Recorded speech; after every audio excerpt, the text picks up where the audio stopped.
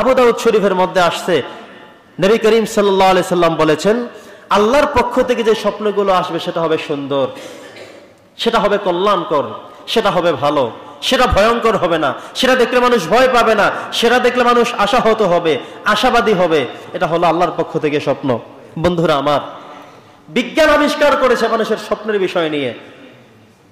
প্রত্যেকটি মানুষের এই যে বাম দিকে, এই পাশে আমাদের প্রত্যেকের কলব রয়েছে। কোন জায়গায়? এই বাম দিকে, বাম পাজরে আমাদের কলব রয়েছে। কলবের কাজ হলো মানুষকে কোনো কিছু স্মরণ করিয়ে দেওয়া। এই কলবের কতগুলো কাজ আছে। উলামায়ে কেরাম, সালফে সালেহিনরা এই কলবকে পরিষ্কার রাখার জন্য বিভিন্ন সময় দেখবেন, বিভিন্ন দরবারে গেলে, বিভিন্ন পীর সাহেব হুজুরদের কাছে গেলে ওনারা বলবেন জিকির করেন, কলব পরিষ্কার করেন। জিকিরের অনেকগুলো ধরন আছে। আপনি কোরআন তেলাওয়াত করতে পারেন, সেটাও জিকির। নামাজ পড়তে পারেন, সেটাও জিকির। আপনি বসে বসে আল্লাহর তাসবিহ পড়তে থাকেন, সেটাও জিকির। তার মানে হলো একজন মানুষ যদি আল্লাহর জিকিরে মাশগুল থাকে, তখন তার কলবটা পবিত্র থাকে, পরিষ্কার থাকে, পরিচ্ছন্ন থাকে। সুবহানাল্লাহ পড়েন। আর যদি মানুষ আল্লাহর জিকির থেকে নিজেকে গাফেল রাখে, তাহলে সেই মানুষের কলবের মধ্যে কতগুলো মরিচিকা ধরে যায়। ফলে একবার না হাজারবার ওয়াজ শোনার পরে তার মধ্যে কোনো তাসির করে না, কোনো কাজ করে না। কিছু মানুষ দেখবেন শুধু ওয়াজ শুনে, নামাজ পড়ে না। কিছু মানুষ ওয়াজ শুনে, কাজ করে, ওয়াজ শুনে, অবসর সময় গান বাদ্য শুনে না, কিন্তু ওয়াজ যত শুনে ভিতরে আসে না, জায়গা মতো অ্যাটাক করে না, টাচ করে না, তাকে কাজ করার যে বোধগম্য সেটা তার মাথায় আসে না।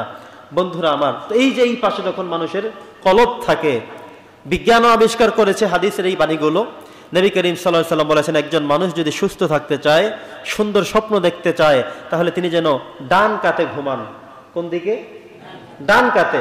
বুঝতে পেরেছেন? একজন মানুষ যদি এভাবে, পুরুষের জন্যে, মহিলাদের জন্য উপর হয়ে ঘুমানো, আর পুরুষদের জন্য উপরের দিকে ফিরে ঘুমানো, দুইটাই নিষেধ। এই জন্যে আমাদের লক্ষ্য রাখতে হবে, প্রত্যেকের জন্য ডান কাতে ঘুমানো এটা হলো উত্তম, বাম কাতে ঘুমানো নিষেধ। কারণ হলো বাম, এখানে হলো মানুষের কলব। কলব বুঝতে পেরেছেন তো? মানুষের হার্ট, কল্প, যেটাকে মানুষ বুঝে, হৃদয়ঙ্গম করে, কল্পটা হলো এখানে। তো কলব এখানে থাকার কারণে মানুষ যখন ঘুমায় আর এই দিকে ফিরে ঘুমায়, এই কলপটার উপরে চাপ পড়ে থাকে। এই চাপা পড়ার কারণে মানুষ রাত্রে বিভিন্ন স্বপ্ন দেখে। কতক্ষণ দেখে উমরা করতে গেছে, কতক্ষণ দেখে তিনি ঢাকা আছেন, আবার দেখেন দোকানে আছেন, আবার দেখেন মাছ ধরেন, আবার দেখেন নামাজ পড়েন, আবার দেখেন খেলাধুলা করেন। অনেক কিছু রাতে স্বপ্ন দেখে, সকালে এসে আর কোনো কিছুই মনে থাকে না। এমন হয় কি না? এই স্বপ্নগুলো হয়ে থাকে বাম পাজরে যখন আপনি ঘুমান, তখন অর্থাৎ আপনার কল্পটা যখন চাপা পড়ে গেল, চাপা পড়ে যাওয়ার কারণে আপনার স্বপ্ন যা দেখলেন এটা সব আলিজালি দেখলেন। এটাকে আপনার হৃদয়ঙ্গম করা, মনে রাখা, মুখস্থ রাখার মতো সামর্থ্য আপনার এখন আর নেই। অতএব আমরা বাম কাতে ঘুমাবো না। বিজ্ঞান আবিষ্কার করেছে, মানুষ যখন বাম কাতে ঘুমায়, তখন তার হাড়ের উপরে যখন চাপ পড়ে যায়, তখন মানুষ তার স্বাস্থ্য ঝুঁকির মধ্যে পড়ে যায়।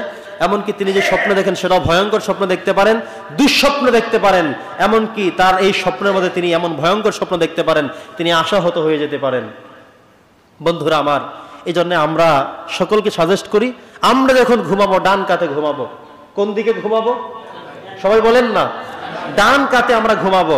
আমরা যদি এভাবে ঘুমাই, বিজ্ঞান এখানে প্রমাণ করেছে মানুষের যে পিঠের যে একটা হাড় আছে, এটা কিন্তু এভাবে টান বাঁকা।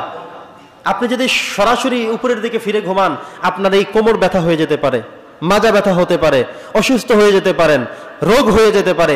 এই জন্য এই দিকে ফিরে ঘুমানটাকেও ডাক্তার, স্বাস্থ্যবিদ, বিজ্ঞানী, এমনকি হাদিসেও এটাকে নিষিদ্ধ করা হয়েছে। আপনি এভাবে যখন ঘুমাবেন, পিঠের হাড়গুলো আমাদের বাঁকা। দেখবেন মানুষের কঙ্কাল দেখেছেন আপনারা?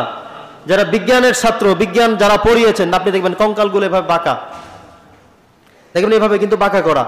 তার মানে হলো আপনি যখন এইভাবে চোখের উপরে সোজা ঘুমাবেন, তখন আপনার বাঁকা হাতটা ঠিক মতো অ্যাটাচ করবে না এবং আপনি বিভিন্ন বিপদের সম্মুখীন হতে পারেন। মাজা ব্যথা, কোমর ব্যথা, বিভিন্ন ব্যথা হতে পারে। সব মিলিয়ে কথা হলো আমরা ডান কাতে ঘুমাবো, সেটা হলো সুন্নাহ পদ্ধতি। সেটা কি পদ্ধতি? একটু সবাইকে বলতে হবে। সুন্নাহ পদ্ধতির ঘুম হলো আমরা ডান কাতে ঘুমাবো। এই ডান কাতের ঘুমে যদি আপনি যে কোনো কিছু স্বপ্ন দেখেন, এই স্বপ্নকে আপনি সুন্দর করে ব্যাখ্যা করার আপনার অধিকার থাকবে। কারণ হলো ডান কাতে যখন ঘুমিয়েছেন, আপনি শরীয়তকে ফলো করে ঘুমিয়েছেন। সুবহানাল্লাহ পড়েন।